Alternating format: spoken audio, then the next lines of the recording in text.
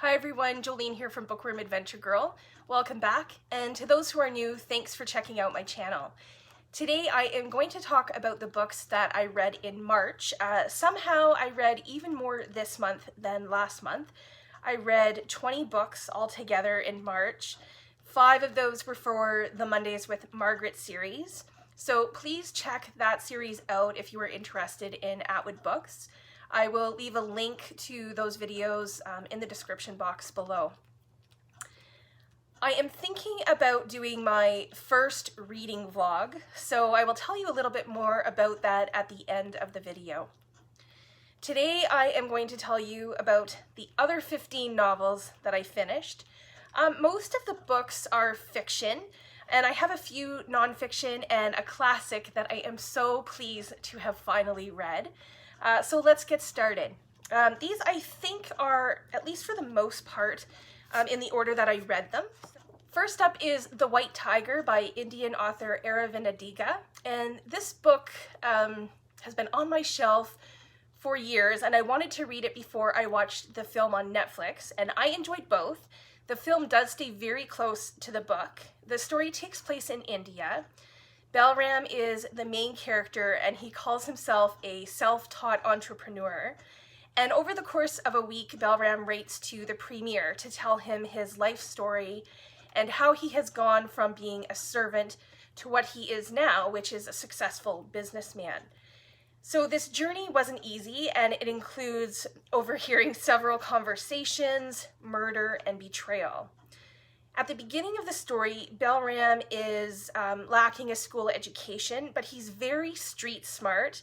He's extremely observant and resourceful, and this helps him a great deal. Balram is loyal to his master, and when he overhears that his son is in need of a driver, that's the job that he really wants, which he does eventually get. And the son treats him better and has a more modern way of thinking about servants. So Balram gains his trust, and when a horrible event occurs, Balram thinks that he will have to pay the consequences. He continues to be a hard worker, and he learns the bribes of his masters and what the other drivers do to get ahead.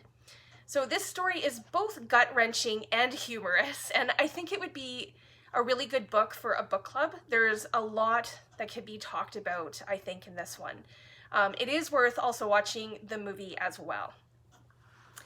Next is a collection of 3 novellas from one of my favorite authors, The Deal of a Lifetime and Other Stories by Swedish author Fredrik Backman. The first one is called The Deal of a Lifetime, and it is about a businessman who has been so busy with his work that he has lost his entire family. And he meets a young girl who is dying, and the girl changes his perspective on a number of things. The second novella was my favorite of the 3. It's called And Every Morning the Way Home Gets Longer and Longer. And this is a story about a grandfather, or a father, his son, and his grandson. And through their conversations, we learn that the grandfather is preparing to say goodbye to them and kind of helping them to say goodbye as well. And the relationship between the grandfather and the grandson was just beautiful, and I loved how this story was told. The final novella is called Sebastian and the Troll, and the story was different in that it was about mental illness and a young boy that was having to deal with the monsters in his head. Overall, the stories have themes of family, death, grief, and mental illness. And this was not my favorite of Backman, but it is worth a read, and it gives a little taste of, what Backman's characters are kind of like. The next novel is a historical fiction. It's Winter Garden by Kristin, and this takes place in Russia, the USA, and Alaska. So when Meredith and Nina's father gets ill, both of the sisters come home. Their mother, Anya, is not a nurturing and warm woman at all, but their father encourages the daughters to make sure that their mother tells them this fairy tale that she used to tell them as children. So when the father dies, Meredith and Nina slowly coax the mother to tell them the story. And eventually they realize that there is more to this story than just a fairy tale. And they learn about the war and what life was like in Leningrad. While the story unfolds, the sisters and their mother come to a better understanding of each other, and they are able to move forward on a different path. So this book took a few attempts for me to really get into it, but once I did, I was hooked, and I was so glad that I read it. Next is a nonfiction book called 21 Things You May Not Know About the Indian Act, Helping Canadians Make Reconciliation with Indigenous Peoples a Reality, and it's by Bob Joseph. So this is not an easy read, both because of the topic and also because it can be a dry read, because it's just a lot of information. However, if this is a topic that you are interested in, it's worth it, and overall I think it's an important read. We hear about the Indian Act, but we don't always really know what that's referring to. So this book helps us with that. The Indian Act is still a piece of legislature that exists today with a few amendments. But as we learn more about it, there are parts of the Indian Act, it's easy to see how it is evidence of the discrimination, the prejudice, and genocide that has existed and still exists in so many ways in Canada. The next book is an autobiography, or I guess memoir, that I see as a follow-up book to Into the Wild by Jon Krakauer. And I talked about that book in my video, 10 Captivating Memoirs and Autobiographies. I will leave a link to it up top in the cards and down below in the description box. If you read that book about Chris McCandless, then I highly recommend The Wild Truth by Carine McCandless. So Carine is Chris's sister, and in this book she gives background into her family, and she offers some of the reasons why Chris may have made the decisions that he did. And I think it's worth a read if you are interested in Chris's story.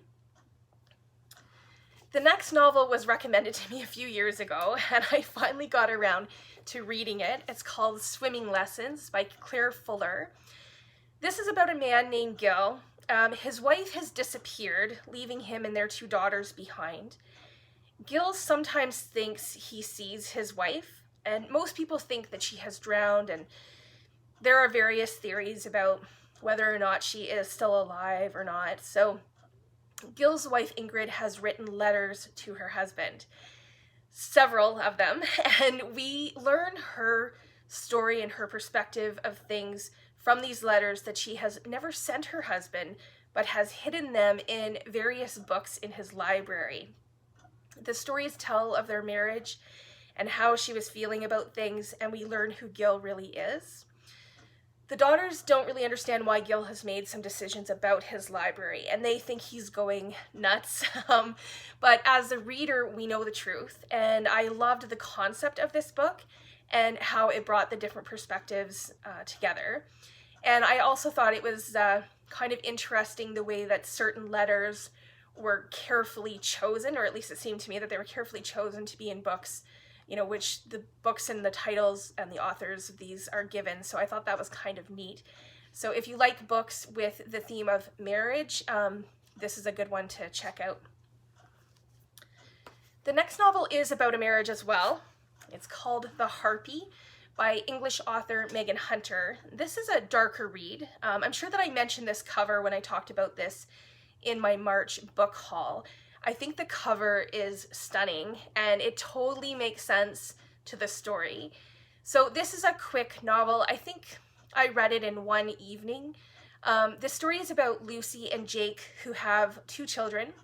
Lucy works from home, and on one very normal day, the telephone rings and a man tells her that Jake is having an affair with his wife. And I loved how that normalcy is written in the book. There's like the mundane daily life things that happen are written in a way that draws you into the story and makes you a part of Lucy's world. Lucy and Jake come to an agreement that Lucy can hurt Jake 3 times. He won't know how or when this will happen, but they have agreed, and they believe that this will help them be on more even ground. So throughout the story, we learn of Lucy's obsession with harpies that she's had since she was a child. And as things progress in this story, she is being transformed into a harpy, psychologically and even physically. So this was a very interesting read. I read this next book as a nostalgic read for me. I read it out loud actually to my mother in about an hour or two. It's The Twits by Roald Dahl, and this is one of the books that my grade 4 teacher, Mr. Wallace, read to us while we ate lunch, and we loved it, and I remember having many laughs with my classmates. The Twits, I guess you could say, is also about a marriage. Mr. and Mrs. Twit are messy, unclean, grumpy, and very mean people. They are mean to each other and mean to everyone else. They have monkeys that they are training to do tricks, and they're really mean to them. The Twits play mean tricks on each other, and one day while they're out, the animals work together to get back at them. So I was a bit surprised at how horrible they really were, but I think in the end, the message is that they get what's coming to them. This is another beautiful book, The Mountain Sing by Nguyen Phan Quay May, and it's probably one of my favorite reads of the month. It's a historical fiction novel. I haven't read too much about Vietnam, and this book was good to get some of Vietnam's history. It centers around the Vietnam War and how the Tran family made sacrifices and survived. So the story begins in 1930, and it's narrated by the grandmother of the Tran family. And then the second narrator is Huang, who is the granddaughter, and she tells her story from the 1970s. This book is heart-wrenching. Some of it is difficult to read. The grandmother tells how she had to make decisions to flee with her 6 children, and that she couldn't keep them all together, not if they all wanted to survive. And Huang doesn't understand the decisions that her family is making in her time either, and feels abandoned. She also doesn't understand what's happening when family members return and they are changed. So this family sacrificed and lost so much, but the importance of family and human kindness is at the core of it, and it's an emotional roller coaster ride of a read, but I think it's worth taking. Another nonfiction novel that I read this month was Highway of Tears by Jessica McDiarmid. The Highway of Tears is Highway 16, which runs from Prince George to Prince Rupert in northern British Columbia. Several Indigenous women have gone missing from this highway. Some of them found murdered, they've been found dead, others to never be seen again. Jessica McDiarmid has written this book with permission and input from the families to tell their stories. So the cases were really not dealt with properly, and the families began a walk to bring about awareness of the problem. So several family members and friends have walked the 700 plus kilometers to remember their loved ones and feeling their presence along the way, which I thought was kind of neat. And if you were at all interested in the issue of missing and murdered Indigenous women and children, then I strongly recommend reading this. It'd be a good book to pick up. The next novel is a fiction dark academia novel, Girls with Bright Futures by Tracy Dobmeier and Wendy Katzman. If you've ever applied to post-secondary school, then you know that it can be very stressful. There's no doubt about that, but this novel brings it to the ultimate supreme level. Like, seriously. Stanford announces that they are only saving one spot for an elite prep school in Seattle, and this sends people into a frenzy, or at least it sends some of the mothers into a frenzy. We meet 3 of these mothers and their daughters. There's Alicia, who is married to her very slimy husband, and she is determined to do anything it takes to make sure that their daughter Brooke gets that one spot. Money is no object for Alicia. She is a public figure and she's famous in the tech world, so she figures she can just pull some strings and there should be no problem. Except for the fact that Winnie, Alicia's personal assistant, Marin's daughter, is also applying. Brooke and Winnie grew up together. They are best friends, and Alicia has encouraged Winnie, who is a better student academically than Brooke. So, plus Alicia has been paying for Winnie's schooling. So now Winnie is competition. Then we meet Kelly, and Kelly and her husband are both alumni of Stanford, so they figure that they have an in for their daughter, Chrissy. And Kelly always knows all the gossip, so she figures she can use her knowledge to make sure that Chrissy has a chance to get in. And the rivalry is fierce for these very rich, entitled women who are willing to scheme and manipulate and lie to get what they think they obviously deserve. So tensions are already high with these rumors and conniving when there's an accident. So now everyone is trying to figure out, what happened, and is the accident connected to the admissions. The writing is really good, especially for a novel with two authors. I loved the multiple points of view from the three mothers. I loved Marin and Winnie's story the best. It was really well developed, and it moved along well. I think it would have been great if the other characters were developed similarly. I felt the first part of the novel, it just dragged a little bit for me in creating that tension around the admissions. It was also frustrating because some of the characters are a little bit annoying, and I just wanted to kind of move on. But if you enjoy books that end with everything all tied up in a nice little bow, then this will work for you.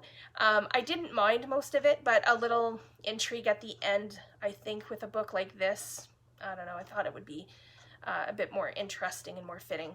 So overall, it's a really good debut novel, and I would read more from these authors. So next up is a classic that I am so glad I read. I read Pride and Prejudice by Jane Austen as a buddy read with Kristin and Carine, who both follow this channel. And I was so happy to be reading with them and chatting along the way. So thank you to both of you for that. Austen is not an easy read because you have to get used to the language. There are like 10,000 characters, and it can be hard to keep everyone organized in your head. So I managed, though, to fall in love with Pride and Prejudice. Not only did I enjoy the story and characters, but I loved the humor. I enjoyed the book so much that as soon as I was finished, I started to watch the series with Colin Firth and Jennifer L. And when I finished that, I was still, smiling from ear to ear. And I now get why people love Jane Austen so much. So this is the story of the Bennet family. Mr. and Mrs. Bennet have 5 daughters, and they are eager, or rather Mrs. Bennet is eager to marry them all off. And they have a new neighbor moving into the estate next door to them, Mr. Bingley, who brings in £5,000 a year. So he would be a good match for one of their daughters. And he also has a friend, Mr. Darcy, who brings in £10,000 a year. So the hope is that the girls will be noticed at the ball and in society.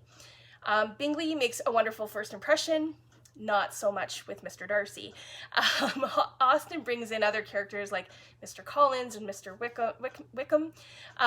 There are rivalries, some broken hearts, although not for very long, along the way, as the Bennet sisters make their way in society. And I loved how each character was so different and brought something to the story. In the end, I don't think that anyone could be more surprised at how much I enjoyed this more than me, but I do give credit to being able to talk about the book with people along the way. It definitely helped, and I think I'll be more ready to read another Jane Austen novel now that I've read this. Next is another nonfiction book, The Moment of Lift by Melinda Gates. And I'm so glad that I finally read this, as it's been on my radar for so long. The premise of this book is that if we invest in women, then it can change societies. And that all sounds good, but Melinda Gates makes it realistic in this novel by explaining practical ways that can happen. She talks about educating women in general, but also specifically when it comes to family planning, their bodies, physical and sexual health, and educating both men and women when it comes to gender roles and caring for their families. So two things that I loved most was that Melinda was able to talk about, her own struggles with some things, and how after listening to women around the world, she realizes that they had similar struggles too and needed some support. And then the other thing that I really loved probably comes from my experience of reading other books similar to this, and they kind of leave it at the end of the story. It's kind of like, this is what they did and you can help too, but they don't really tell you how. And I think we're all aware that there's not a lot of people out there with the resources of the Gates family. So the second reason that I love this book is that at the back of the book, there are several different organizations and different practical ways, sorry, let me go this way, that the average person can help, and we can all make a difference in a big and small way. So that was really good, I think, and to have that at the end.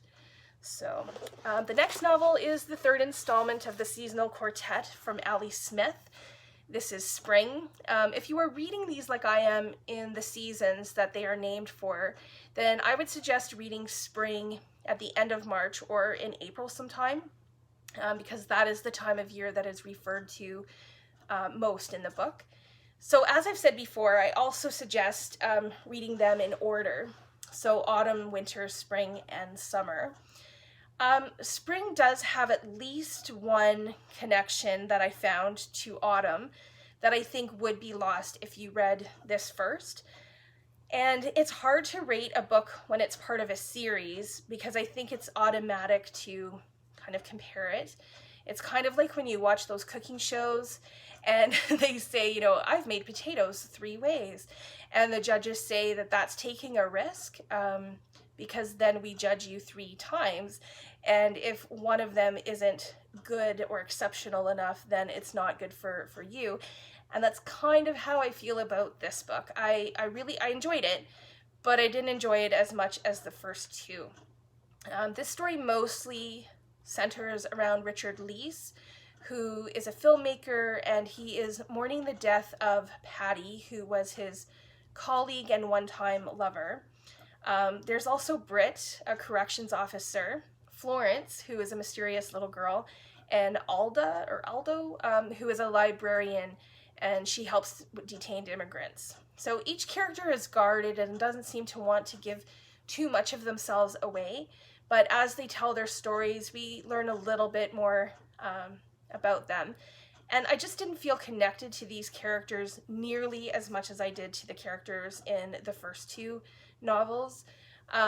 Their stories had potential to be interesting, but I just found them lacking and underwhelming. I did love the descriptions of the season, and I know many people have said that they, appreciated how the books are connecting to our lives in the current moment. And yes, Trump and Brexit and things like that are referred to and mentioned many times, but I found that there were a couple of rants that seemed kind of thrown in, and I just didn't think that they were necessary at all. So I'm glad I read it. I can't wait to read Summer in the summer and kind of see how it all ties together and how it all ends up. But unfortunately, this one was just a little disappointing for me. And finally, I was able to squeak in this one last book in March. It's The Boy, the Mole, the Fox, and the Horse by Charles Mackesy. And this book is very different than all the others. I'm not sure what genre I would put it in. I've seen it in fiction, children's books, poetry, and even philosophy. I think on GOODREADS, some people have even categorized it into self-help and inspiration. It's really hard for me to pinpoint. It's a quick read. You could read it to children, and it does have a poetic, relaxed vibe to it. As for philosophy, it kind of reminds me of the philosophy of Winnie the Pooh. There are clever lines that are quite profound when we ponder them. I'm not sure about self-help or inspirational, but I guess it could be if it's the book you need at the moment. I do love the drawings throughout. Here, I'll show you what those look like. So there's just these simple drawings throughout the book. I guess I just wish that it was fleshed out just a bit more with the story. I felt like it was trying to string, you know, all of these important sentences together without the playfulness and the friendship building that exists in books like Winnie the Pooh. So this one was just okay for me. So those are the 15 books that I read in March, and I will list all of the books and authors that I mentioned in the description box below. I will also include the links for a few of the videos that I mentioned as well. Today is Good Friday, so for anyone celebrating Easter this weekend, I wish you and your families a happy Easter. For anyone celebrating Passover, happy Passover to you and your families. And for anyone who is just happy it's a long weekend and you can enjoy some of the nice weather, hopefully you're having nice weather like we are, then enjoy the long weekend, make the best of it. Since it's a long weekend and I am off for 4 days, I thought I would try doing my first reading vlog. And we are going into the third wave of the pandemic. We are going into another lockdown where I live, so I will be videoing a little bit this long weekend and maybe sharing my reading, and if it all goes well, I will share that with you next week. So please let me know if you have read any of these books that I mentioned that are on this list, or if they are on your TBR pile. What books did you read and enjoy in March? Are there any that you think I should check out? I look forward to chatting with you in the comments. Thanks again for watching. Enjoy your day, and don't forget to make every day an adventure.